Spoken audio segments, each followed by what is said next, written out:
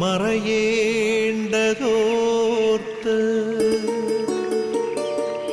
ചന്ദ്രനക്ഷത്രാദികൾ വിതുമ്പുമ്പോൾ മാറ്റമില്ലാതെങ്ങും വിരാജിക്കും ദൈവമേ, അങ്ങയെ വാഴ്ത്തുന്നു ഞങ്ങൾ. ഉദിച്ചെങ്ങും പ്രഭതൂകും പാരിലെ സൂര്യരശ്മിയേക്കാൾ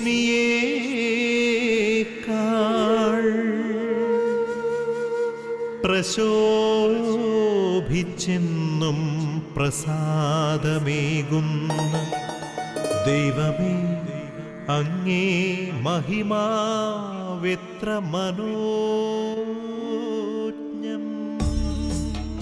പിതാവിൻ്റെയും പുത്രൻ്റെയും പരിശുദ്ധാത്മാവിൻ്റെയും നാമത്തിൽ ആമേൻ. ഈശോ മിശിഹായ്ക്ക് സ്തുതിയായിരിക്കട്ടെ. പ്രിയമുള്ളവരെ, നമ്മൾ എത്രയോ ഭാഗ്യമുള്ളവർ. കാരണം ദൈവത്തിൻ്റെ കരുണയ്ക്ക്, സ്നേഹത്തിന് നമ്മൾ അർഹരായി തീർന്നു എന്നുള്ളതാണ് സത്യം. ഈ ഒരു പ്രഭാതം കാണുവാൻ നമുക്ക് ഭാഗ്യം ലഭിച്ചു. ദൈവം നമ്മിൽ പ്രതീക്ഷ വച്ചിരിക്കുന്നതിൻ്റെ അടയാളം. ദൈവം നമ്മിൽ നിന്ന് ഒരുപാട് പ്രതീക്ഷിക്കുന്നുണ്ട്, അതുപോലെ മറ്റുള്ളവർ നമ്മിൽ നിന്ന് പ്രതീക്ഷിക്കുന്നുണ്ട്. ആ പ്രതീക്ഷയ്ക്ക് അനുസരിച്ച് നമ്മൾ ഉയരുമ്പോഴാണ് ദൈവം നമുക്ക് നീട്ടിത്തന്ന ആയുസ്സിൻ്റെ മൂല്യം നമ്മിലൂടെ വെളിപ്പെടുകയുള്ളൂ. ദൈവത്തിന് നന്ദി പറയാനുള്ള അവസരമാണിത്. അപ്പോൾ നമുക്ക് പരിശുദ്ധ അമ്മയുടെ മാധ്യസ്ഥം യാചിച്ച് നടത്തപ്പെടുന്ന ഈ പ്രാർത്ഥനാ ശുശ്രൂഷയിലേക്ക് ലോകമെമ്പാടുമുള്ള എല്ലാ ഗുഡ്നെസ് TV പ്രേക്ഷകരെയും വളരെ സ്നേഹത്തോടെ, സന്തോഷത്തോടെ ഈ പ്രഭാത വിരുന്നിലേക്ക് സ്വാഗതം ചെയ്യുന്നു. പ്രിയമുള്ളവരെ, ഇന്ന് ഞാൻ ആദ്യം സൂചിപ്പിച്ചതുപോലെ പരിശുദ്ധ അമ്മയുടെ മാധ്യസ്ഥം യാചിച്ച് നമ്മൾ പ്രാർത്ഥിക്കുമ്പോൾ നിയോഗം വെച്ച് പ്രാർത്ഥിക്കാൻ നമ്മുടെ സമൂഹത്തിൽ, നമ്മുടെ കുടുംബത്തിലും, വിവിധ ആശുപത്രികളിലും പലവിധ രോഗങ്ങളാൽ ക്ലേശിക്കുന്ന എല്ലാവരെയും സമർപ്പിച്ച് നമുക്ക് പ്രാർത്ഥിക്കാം. രോഗികളുടെ പ്രത്യേക മധ്യസ്ഥയാണ് പരിശുദ്ധ അമ്മ. അമ്മയുടെ മാധ്യസ്ഥം യാചിച്ച് നമുക്ക് പ്രാർത്ഥിക്കാം. ഒരു നിമിഷം. നന്മ നിറഞ്ഞ മറിയമേ സ്വസ്തി, കർത്താവ് അങ്ങയോടുകൂടെ സ്ത്രീകളിൽ അങ്ങ് അനുഗ്രഹിക്കപ്പെട്ടവളാവുന്നു. അങ്ങയുടെ ഉദരത്തിന് ഫലമായി ഈശോ അനുഗ്രഹിക്കപ്പെട്ടവനാവുന്നു. പരിശുദ്ധ മറിയമേ തമ്പുരാൻ്റെ അമ്മേ, പാപികളായ ഞങ്ങൾക്ക് വേണ്ടി ഇപ്പോഴും ഞങ്ങളുടെ മരണസമയത്തും തമ്പുരാനോട് അപേക്ഷിക്കണമേ. ആമേൻ. പ്രിയമുള്ളവരെ, ഈ ഒരു ദിവസത്തിൻ്റെ സന്ദേശം യേശു നമുക്ക് നൽകുന്നത് നമുക്ക് ശ്രവിക്കാം. നമ്മുടെ ഹൃദയവും മനസ്സും നമുക്ക് ഒരുക്കാം. ഒരു നിമിഷം നമുക്ക് പ്രാർത്ഥിച്ചുകൊണ്ട് തുടങ്ങാം. പിതാവായ ദൈവമേ, പുത്രനായ യേശുവിലൂടെ അവിടുന്ന് ഞങ്ങൾക്ക് നൽകുന്ന വചനത്തെ ഓർത്ത് നന്ദി പറയുന്നു. വചനം ഞങ്ങളിൽ സ്വീകരിച്ച് ധാരാളം ഫലം പുറപ്പെടുവിക്കുവാൻ കഴിയത്തക്ക വിധം ഞങ്ങളുടെ മനസ്സിനെ അവിടുന്ന് വിശുദ്ധീകരിക്കണമേ. അവിടുത്തെ വാഗ്ദാനമായ പരിശുദ്ധാത്മാവിനെ ഞങ്ങൾക്ക് അയക്കണമേ. അതുവഴിയായി അവിടുന്ന് അരുളി ചെയ്യുന്ന വചനത്തെ അവിടുന്ന് ആഗ്രഹിക്കുന്ന വിധത്തിൽ ഞങ്ങൾ മനസ്സിലാക്കുന്നതിനും ആ മനസ്സിലാക്കുന്ന സത്യം ഞങ്ങളിൽ വേരൂന്നി വളർന്ന് ഫലങ്ങൾ നൽകുന്ന വ്യക്തികളായി രൂപാന്തരപ്പെടുവാനും ഇടവരുത്തണമേ. വചനത്തെ മാംസം ധരിച്ച് ലോകത്തിന് പ്രദാനം ചെയ്ത പരിശുദ്ധ അമ്മേ, ഞങ്ങൾക്ക് വേണ്ടി പ്രാർത്ഥിക്കണമേ.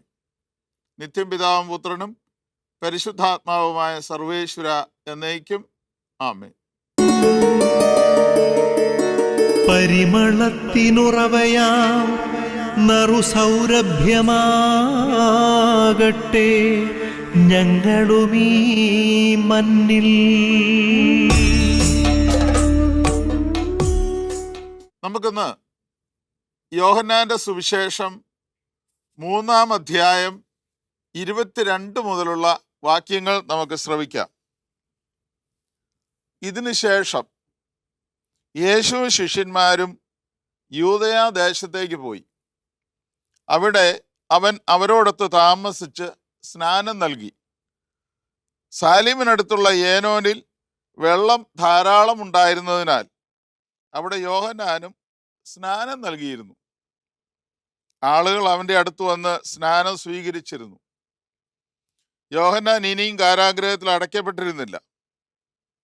അവന്റെ ശിഷ്യന്മാരും ഒരു യഹൂദനും തമ്മിൽ ശുദ്ധീകരണത്തെ പറ്റി തർക്കമുണ്ടായി. അവർ യോഹന്നാനെ സമീപിച്ച് പറഞ്ഞു, ഗുരു, ജോർദാന്റെ അക്കരെ നിന്നോടുകൂടെ ഉണ്ടായിരുന്നവൻ നീ ആരെപ്പറ്റി സാക്ഷ്യപ്പെടുത്തിയോ അവൻ ഇതാ ഇവിടെ സ്നാനം നൽകുന്നു. എല്ലാവരും അവന്റെ അടുത്തേക്ക് പോവുകയാണ്. യോഹന്നാൻ പ്രതിവചിച്ചു, സ്വർഗത്തിൽ നിന്ന് നൽകപ്പെടുന്നില്ലെങ്കിൽ ആർക്കും ഒന്നും സ്വീകരിക്കാൻ സാധിക്കുകയില്ല. ഞാൻ ക്രിസ്തുവല്ല, പ്രത്യുത അവന് മുമ്പേ അയക്കപ്പെട്ടവനാണ് എന്ന് ഞാൻ പറഞ്ഞതിന് നിങ്ങൾ തന്നെ സാക്ഷികളാണ്. മണവാട്ടിയുള്ളവനാണ് മണവാളൻ. അടുത്തു നിന്ന് മണവാളനെ ശ്രവിക്കുന്ന സ്നേഹിതൻ അവന്റെ സ്വരത്തിൽ വളരെ സന്തോഷിക്കുന്നു. അതുപോലെ എൻ്റെ ഈ സന്തോഷം ഇപ്പോൾ പൂർണ്ണമായിരിക്കുന്നു. അവൻ വളരുകയും ഞാൻ കുറയുകയും വേണം. പ്രിയ സഹോദരങ്ങളെ, നമ്മൾ ഈ വചനം, ഈ പ്രത്യേക സുവിശേഷ ഭാഗം നമ്മൾ എത്രയോ തവണ വായിച്ചിട്ടുണ്ട്, ധ്യാനിച്ചിട്ടുണ്ട്. ഇതിൽ കാണുന്ന ഒരു പ്രത്യേകത എന്ന് പറയുന്നത്, സ്നാപക യോഹന്നാൻ യേശുവിന് വഴിയൊരുക്കാൻ വേണ്ടി വന്നു. യേശുവിലേക്ക് തൻ്റെ കീഴിലുള്ള എല്ലാ ശിഷ്യന്മാരെയും യേശുവിൻ്റെ പക്കലേക്ക് തിരിച്ചുവിട്ടു.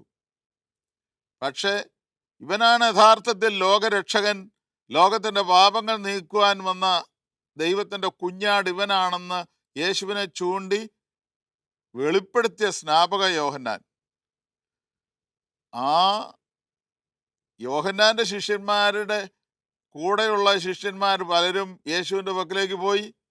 എന്നാൽ അവശേഷിക്കുന്ന കുറച്ച് ശിഷ്യന്മാർ ഇപ്പോഴും യോഹന്നാന്റെ കൂടെയുണ്ട്. യോഹന്നാൻ പാപമോചനത്തിനായുള്ള അനുതാപത്തിന് മാമോദീസ കൊടുക്കുന്നു. യേശുവിൻ്റെ ശിഷ്യന്മാരും യേശുവും മറ്റൊരു സ്ഥലത്ത് ജ്ഞാനസ്നാനം നൽകുന്നതായിട്ടാണ് ഇവിടെ സ്നാപക യോഹന്നാന്റെ ശിഷ്യന്മാർ യേശുവിൻ്റെ അടുക്കൽ പരാതിയുമായി വരികയാണ്. എന്താണ് അവരുടെ സങ്കടം? അവരുടെ സങ്കടം എന്ന് പറയുന്നത് വാസ്തവത്തിൽ അസഹിഷ്ണുതയാണ്. യേശുവിൻ്റെ വളർച്ചയിലുള്ള അസഹിഷ്ണുത, മറ്റൊരു വാക്കി പറഞ്ഞാൽ അസൂയ. ഇത് പൊതുവെ എല്ലാ മനുഷ്യർക്കും ഉള്ള ഒരു പ്രശ്നമാണത്. നമ്മുടെയൊക്കെ കുടുംബങ്ങളിലായാലും സമൂഹത്തിലായാലും ഇത് കാണാം. കൊച്ചുകുട്ടികൾ മുതൽ പ്രായമായ വ്യക്തികൾ വരെ എല്ലാവരിലും ഇതുണ്ട്, അസൂയ എന്ന് പറയുന്ന പ്രശ്നം. ഇപ്പം നമുക്കറിയാം, ഡൽഹിയിലെ ഒരു സ്കൂളിൽ പഠിപ്പിക്കുന്ന ഒരു അധ്യാപകന് രാഷ്ട്രപതിയുടെ മികച്ച അധ്യാപകൻ എന്നുള്ള ഒരു അവാർഡ് കിട്ടിയെന്നിരിക്കട്ടെ. കേരളത്തിലുള്ള ഏതെങ്കിലും ഒരു അധ്യാപകന് അതിലെന്തെങ്കിലും തോന്നുമോ? അവരത് ശ്രദ്ധിക്കുക പോലുമില്ല. നേരെ മറിച്ച് ഈ ചാലക്കുടിയിലുള്ള സ്കൂളിലെ അധ്യാപകന് രാഷ്ട്രപതിയുടെ അവാർഡ് കിട്ടിയപ്പോൾ അയാളുടെ കൂടെ പഠിപ്പിക്കുന്ന അധ്യാപകർക്ക് ഇയാളോട് അസൂയ തോന്നും. ഇരിട്ടിക്കാരൻ ഒരാൾക്ക് ഈ അടുത്ത കാലത്ത് 20 കോടിയുടെ ലോട്ടറി അടിച്ചു. കേരളത്തിലുള്ള ആർക്കെങ്കിലും വല്ല വിഷയമുണ്ടോ? ഒന്നുമില്ല. പക്ഷേ ആ ഇരിട്ടിയിലെ ലോട്ടറി അടിച്ചവൻ്റെ അയൽപക്കത്തുള്ളവന് ഇവന് ലോട്ടറി അടിച്ചതിൽ അസ്വസ്ഥത തോന്നും. നമ്മുടെ സ്കൂളിൽ പോലും കുട്ടികൾക്ക് തന്നേക്കാൾ മെച്ചമായിട്ട് ആരെങ്കിലും 1 മാർക്ക് കൂടുതൽ വാങ്ങിയാൽ അവനോട് അസൂയ തോന്നുന്ന കുട്ടികൾ പോലും ഉണ്ട്. കുട്ടികളുടേതായ രീതിയിൽ അങ്ങനെയുള്ളവരെ ഒതുക്കാൻ നോക്കുന്ന കുട്ടികളുമുണ്ട്. ഇത് കുടുംബത്തിലായാലും എവിടെയും കാണുന്ന ഒരു പ്രശ്നമാണത്, ഈ അസൂയ എന്ന് പറയുന്ന പ്രശ്നം. ഇവിടെ നമ്മൾ കാണുന്നുണ്ട് ഈ പലരുടെയും ജീവിതത്തിലെ അസ്വസ്ഥത എന്ന് പറയുന്നത്, അതിൻ്റെ കാരണം അവന് അല്ലെങ്കിൽ അവർക്ക് അല്ലെങ്കിൽ അവൾക്ക് എന്നേക്കാൾ കൂടുതൽ എന്തോ ഉണ്ട് എന്ന് തോന്നുമ്പോൾ എൻ്റെ മനസ്സിലുണ്ടാകുന്ന അസ്വസ്ഥത, സങ്കടം, പലപ്പോഴും എനിക്ക് കിട്ടാത്തതിലല്ല വിഷമം, മറ്റുള്ളവർക്ക് അതുണ്ടല്ലോ എന്നതാണ് വിഷമം. അതാണ് ഈ അസൂയയുടെ രൂപത്തിലും ഭാവത്തിലും കയറി വരുന്നത്. പലരുടെയും ജീവിതത്തിലുണ്ട്. അപ്പോൾ ഇവിടെ യേശുവിൻ്റെ അടുക്കിലേക്ക് ശിഷ്യന്മാർ ഒന്ന് ആളുകൾ പോകുന്നു. സ്നാപകന്റെ കാൽച്ചുവട്ടിൽ നിന്ന് എല്ലാവരും പോകുന്നു. ആളുകൾ അവിടെ വർദ്ധിക്കുന്നു. യേശു വളരുന്നു. യേശുവിൻ്റെ പേരും പ്രശസ്തിയും എല്ലാം വളർന്നുകൊണ്ടിരിക്കുമ്പോൾ സ്നാപകന്റെ കുറേ ശിഷ്യന്മാർക്ക് അത് ദഹിക്കുന്നില്ല. അതാണ് ഇവിടെ ഈ വചനത്തിലൂടെ വെളിപ്പെടുന്ന കാര്യം. ഇതാണ്. അപ്പോൾ 27, 28 വാക്യങ്ങളിൽ നമ്മൾ വായിച്ചു കേട്ടല്ലോ, ഈ സ്നാപകന്റെ മറുപടിയാണ്. യോഹന്നാൻ പ്രതിവചിച്ചു, സ്വർഗത്തിൽ നിന്ന് നൽകപ്പെടുന്നില്ലെങ്കിൽ ആർക്കും ഒന്നും സ്വീകരിക്കാൻ സാധിക്കുകയില്ല. അപ്പൊ ഇത് സ്വർഗത്തിൽ നിന്ന് നൽകപ്പെടുന്നതാണ്. അത് ഞാൻ ക്രിസ്തുവല്ല, പ്രത്യുത അവന് മുമ്പേ ഐക്യപ്പെട്ടവനാണ് എന്ന് ഞാൻ പറഞ്ഞതിന് നിങ്ങൾ തന്നെ സാക്ഷികളാണ്. അങ്ങനെയെങ്കിൽ യേശു സ്വർഗത്തിൽ നിന്ന് വന്നവനാണെന്നും അവിടുന്ന് നൽകുന്ന കൃപ ദൈവദാനമാണെന്നും തിരിച്ചറിയാൻ യോഹന്നാന് കഴിഞ്ഞു എന്നുള്ളതാണ്. പക്ഷേ അത് യോഹന്നാന്റെ സ്നാപകന്റെ ശിഷ്യന്മാർക്കത് മനസ്സിലായില്ല. അതാണ് പ്രശ്നം. നമ്മൾ മനസ്സിലാക്കേണ്ട ഒരു കാര്യം, മറ്റുള്ളവരിലെ നന്മ അത് ദൈവത്തിൽ നിന്നാണെന്ന് തിരിച്ചറിഞ്ഞ് ദൈവത്തെ മഹത്വപ്പെടുത്തി അവരോട് അസൂയപ്പെടാതെ ജീവിക്കുകയാണ് നമ്മൾ ചെയ്യേണ്ടത്. മറ്റുള്ളവർ വളരുന്നത് കാണുമ്പോൾ നമുക്ക് സന്തോഷിക്കാൻ കഴിയണം. അവരെ വളരാൻ സഹായിക്കണം സന്തോഷത്തോടു കൂടി. അപ്പോൾ ഓട്ടോമാറ്റിക്കായിട്ട് നമ്മളും വളരും. അസൂയയുള്ള വ്യക്തിക്ക് ശരിക്കും പറഞ്ഞാൽ ഒരു വ്യക്തിയിൽ ശാരീരികമായി ക്യാൻസർ പിടിപെടുന്നത് പോലെയുള്ള ഒരു അനുഭവമാണ് അസൂയയുള്ള വ്യക്തിക്ക് സംഭവിക്കുന്നത്. നാശം അവന് തന്നെയാണ്. നേരെ മറിച്ച് മറ്റുള്ളവരെ വളർത്തിയാൽ നമ്മൾ തന്നെ വളരും. സ്നാപകനിൽ നിന്ന് സ്നാനമേറ്റ യേശു പിന്നീട് അതിനേക്കാൾ മെച്ചമായി സ്നാനം നൽകുകയും ആളുകളെല്ലാവരും അവൻ്റെ അടുത്തേക്ക് പോവുകയും ചെയ്യുന്നത് സ്നാപകന്റെ ശിഷ്യന്മാർക്ക് അസ്വസ്ഥതയുണ്ടാക്കിയെങ്കിൽ തിരിച്ചറിയണം. അതാണ് യോഹന്നാൻ പറയുന്നത്, ദൈവത്തിൽ നിന്നാണത് കിട്ടിയിരിക്കുന്നത്. അപ്പോൾ യഥാർത്ഥ സന്തോഷം നമുക്ക് കിട്ടാനുള്ള ഒരേ ഒരു വഴി എന്ന് പറയുന്നത് ഈ സ്നാപകന്റെ വാക്കിൽ കൃത്യമാണ്. അവൻ വളരുകയും ഞാൻ കുറയുകയും വേണം. പലപ്പോഴും നമ്മളെ സംബന്ധിച്ചിടത്തോളം നേരെ വിപരീതമാണ്. എവിടെ ചെന്നാലും ഞാൻ ഒന്നാമനാകണം, ഞാൻ വലിയ ആളാണ് എന്ന് പ്രകടിപ്പിക്കാനുള്ള ഒരു ത്വര എല്ലാ മനുഷ്യർക്കും ഉണ്ട്. താൻ വലിയ കേമനാണെന്ന് മറ്റുള്ളവരുടെ മുമ്പിൽ കാണിക്കുക. ഈ സ്നാപകൻ എന്താ പറയുന്നത്? അവൻ വളരുകയും ഞാൻ കുറയുകയും വേണം. അപ്പോൾ മറ്റുള്ളവരുടെ വളർച്ച ആഗ്രഹിക്കുകയും അവരെ വളരാൻ സഹായിക്കുകയും അവരുടെ വളർച്ചയിൽ സന്തോഷിക്കുകയും ചെയ്യുക എന്നുള്ളത് പ്രധാനപ്പെട്ട കാര്യം. ഇതില്ലെങ്കിലോ അസൂയയും സ്പർദ്ധയും വർദ്ധിക്കുവാണ്. ഇന്ന് കുടുംബങ്ങളിലായാലും സമൂഹത്തിലായാലും രാഷ്ട്രീയത്തിലായാലും സഭയിലായാലും രൂപതയിലായാലും സന്യാസ സമർപ്പണ സമൂഹത്തിലായാലും അവിടെ എല്ലാം മനുഷ്യരാണല്ലോ ഉള്ളത്. മനുഷ്യരുള്ളിടത്തല്ല ഈ പ്രശ്നമുണ്ട്. എവിടെയാണെങ്കിലും അസൂയയുടെ അനുഭവം. അപ്പോൾ ഗോതമ്പിനിടയിലെ കള പോലെയാണ് അസൂയ.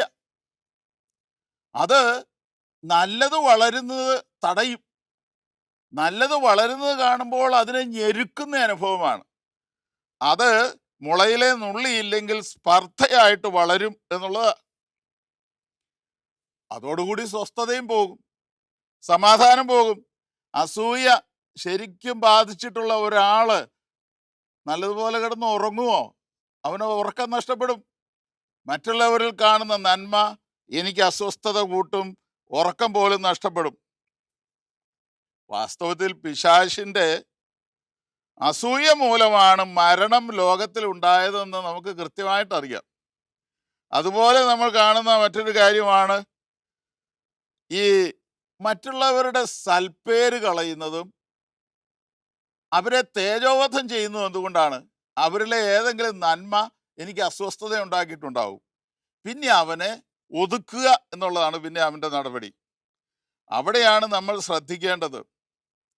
നമ്മൾ ഈ പല കുടുംബങ്ങളിലും പണ്ടുകാലത്ത് അമ്മായിയമ്മ നാത്തൂൻ പോര് മരുമക്കൾക്ക് കിട്ടാറുണ്ട്. ഇന്നത് നേരെ മറിച്ചു. ഇന്ന് മരുമക്കളാ പലപ്പോഴും നേരെ വിപരീതമായിട്ട് പ്രവർത്തിച്ചു കൊണ്ടിരിക്കുന്നത്. അസൂയയുടെ ഒരു ഫലമാണത്. അമ്മായിയമ്മ നാത്തൂന്മാരും മരുമക്കളോട് പെരുമാറിയത് അസൂയ കൊണ്ടുണ്ടായതാണ്. തങ്ങൾക്ക് കിട്ടിയ, തങ്ങളുടെ കാലത്തുണ്ടായിരുന്ന ആ കാര്യങ്ങൾ മാറിയിട്ട് ഇന്ന് പുതിയ മരുമക്കൾക്ക് എന്തെല്ലാം സൗകര്യങ്ങൾ, സാഹചര്യങ്ങൾ. അസൂയ. അതുപോലെ കായൻ ബലിയർപ്പിച്ചപ്പോൾ ആ ബലി സ്വീകരിക്കപ്പെട്ടില്ല. നേരെ മറിച്ച് സഹോദരൻ ആബേൽ ബലിയർപ്പിച്ചത് ദൈവം സ്വീകരിച്ചു. ഭയങ്കര ദേഷ്യമായത് കായന്. കർത്താവ് ചോദിക്കുന്നുണ്ട്, എന്തുകൊണ്ട് നിന്റെ മുഖം മാടിയിരിക്കുന്നു? എന്തുകൊണ്ട് നീ കോപാകുലനായിരിക്കുന്നു? നല്ലത് പ്രവർത്തിച്ചാൽ നീയും സ്വീകാര്യനാവുകയില്ലേ? നല്ലത് പ്രവർത്തിക്കുന്നില്ലെങ്കിൽ പാപം നിന്നിൽ നോട്ടമിട്ടിരിക്കുന്നു, പടിവാതിക്കൽ കാത്തിരിക്കുകയാണ്. നീ അതിനെ കീഴടക്കണം. കീഴടക്കിയോ കായൻ? ഇല്ല. പിന്നീട് നമ്മൾ കാണുന്നുണ്ട് ആബേലിനെ കൊല്ലുകയാണ്. ഇതേ കാര്യം തന്നെയാണ് പഴയ നിയമത്തിൽ ദാവീദിനെ കൊല്ലാൻ സാവൂള്, ഇസ്രായേലിന്റെ രാജാവ്, ശ്രമിക്കുന്നത് നമ്മൾ കാണുന്നുണ്ട്. കാരണം ഗോലിയാത്തിനെ തോൽപ്പിച്ചതിന് ശേഷം ജനങ്ങൾ ആവേശത്തോടുകൂടി സാവൂൾ രാജാവിനെ സ്വീകരിച്ചപ്പോൾ മുദ്രാവാക്യം വിളിച്ചത് ഇതാണ്: ദാവീദ് 10,000 കൊന്നു, സാവൂൾ 1000 എന്ന്. അത് സാവൂളിന് ഇഷ്ടപ്പെട്ടില്ല. അതുകൊണ്ടാണ് കൊല്ലാൻ ശ്രമിക്കുന്നത് ദാവീദിനെ. അപ്പോൾ നമുക്കറിയാം, യേശുവിനെ കൊല്ലാൻ വേണ്ടി മുൻകൈ എടുത്തത് പുരോഹിതരാണ്. ആ പുരോഹിതർ അസൂയ കൊണ്ടാണ് യേശുവിനെ തൻ്റെ അടുക്കൽ കൊണ്ടുവന്നത് എന്ന് പീലാത്തോസ് കൃത്യമായിട്ട് പറയുന്നുണ്ട്. സുവിശേഷത്തിൽ കാണുന്നുണ്ടത്. മർക്കോസിന്റെ സുവിശേഷം 15-ാം അധ്യായത്തിലെ 10-ാം വാക്യത്തിൽ പറയുന്നുണ്ട്. പീലാത്തോസിന് മനസ്സിലായി കാര്യം ഭീരുവാണെങ്കിലും പീലാത്തോസിന് സത്യം മനസ്സിലായി, അസൂയ കൊണ്ടാണെന്ന്. അപ്പോൾ ഏത് മേഖലകളിലാണെങ്കിലും ഇതുപോലെയുള്ള ചില പ്രശ്നങ്ങൾ നമ്മുടെയൊക്കെ ജീവിതത്തിൽ വരുന്നുണ്ട്. നീക്കി കളഞ്ഞേ പറ്റുള്ളൂ. കുടുംബത്തിലായാലും സമൂഹത്തിലായാലും സഭയിലായാലും. അസൂയ പിശാചിന്റെ ഏറ്റവും വലിയൊരു ആയുധമാണ്. അസൂയയുള്ള മനുഷ്യൻ സത്യത്തിൽ അവൻ പിശാചായി രൂപാന്തരപ്പെടുകയാണ്. നമുക്ക് ഈ അവസരത്തിൽ പ്രത്യേകമായിട്ട് പ്രാർത്ഥിക്കാം. ഈ ഒരു വലിയ തിന്മയെ, പൈശാചിക പ്രലോഭനത്തെ നേരിടാനുള്ള ശക്തിക്ക് വേണ്ടി നമുക്ക് പ്രാർത്ഥിക്കാം. ആബാ പിതാവേ, സ്നേഹാഗ്നിയാൽ ജ്വലിക്കട്ടെ മക്കളാ ഞങ്ങളെല്ലാം.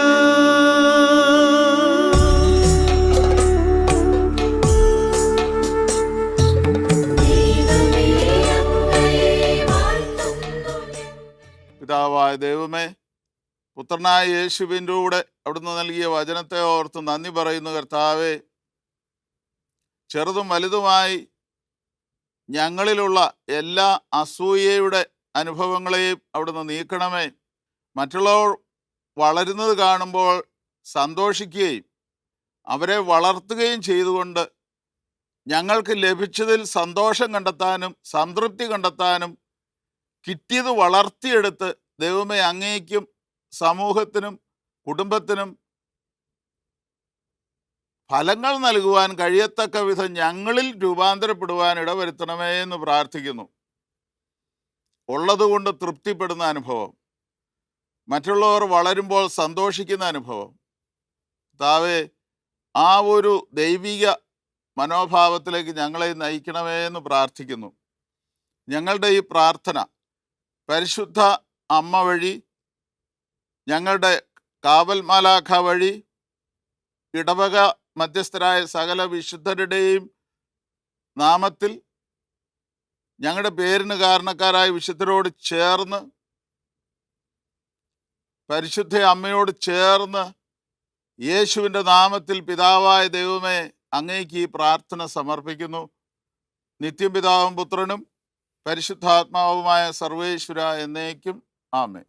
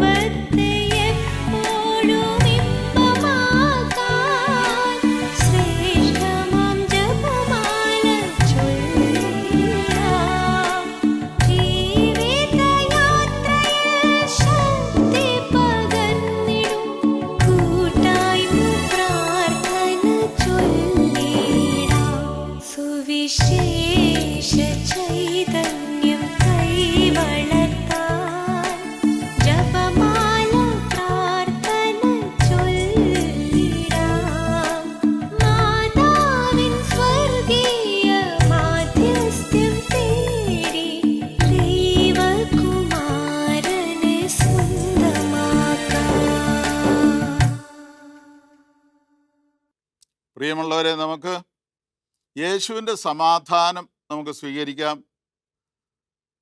മാർപ്പാപ്പായോടും സഭയോടും കർദിനാൾമാരോടും മെത്രാപ്പൊലീത്താമാർ, മെത്രാന്മാർ, വൈദികർ, സന്യസ്തർ, അൽമായ സഹോദരങ്ങൾ എല്ലാവരോടും ചേർന്ന് യേശു നൽകുന്ന സമാധാനം നമുക്ക് സ്വീകരിക്കാം. നമ്മുടെ കർത്താവ് ഈശോ മിശിഹായുടെ കൃപയും പിതാവായ ദൈവത്തിൻ്റെ സ്നേഹവും പരിശുദ്ധാത്മാവിൻ്റെ സഹവാസവും നാം എല്ലാവരോടും കൂടെ ഉണ്ടായിരിക്കട്ടെ, ഇപ്പോഴും എപ്പോഴും എന്നേക്കും. ആമേൻ. പ്രിയമുള്ളവരെ, മരിയൻ കൂടാരങ്ങളിൽ പരിശുദ്ധ അമ്മയുടെ മാധ്യസ്ഥം യാചിച്ച് അർപ്പിക്കപ്പെടുന്ന എല്ലാ ജപമാലകളോടും ചേർത്ത് നമുക്കൊരു ജപമാല ചൊല്ലി ഇന്ന് പ്രത്യേകം പ്രാർത്ഥിക്കാം. ഞാൻ ആദ്യം സൂചിപ്പിച്ചതുപോലെ എല്ലാ രോഗികൾക്കും വേണ്ടി, ഒപ്പം ഗുഡ്നസ് TV-യുടെ വിജയത്തിന് വേണ്ടി, ഡിവൈൻ ശുശ്രൂഷകളുടെ വിജയത്തിന് വേണ്ടി എല്ലാം നമുക്ക് കാഴ്ചവെക്കാം. വലിയ ഒരു പ്രേക്ഷിത പ്രവൃത്തിയാണത്. നിങ്ങൾക്ക് ഈ ഒരു ദിവസം സമാധാനവും സന്തോഷവുമുള്ള ഒരു നല്ല ദിവസമായിരിക്കട്ടെ, ദൈവാനുഗ്രഹത്തിൻ്റെ ദിവസമാകട്ടെ എന്ന് ആശംസിക്കുന്നു. ദൈവം നിങ്ങളെ അനുഗ്രഹിക്കട്ടെ.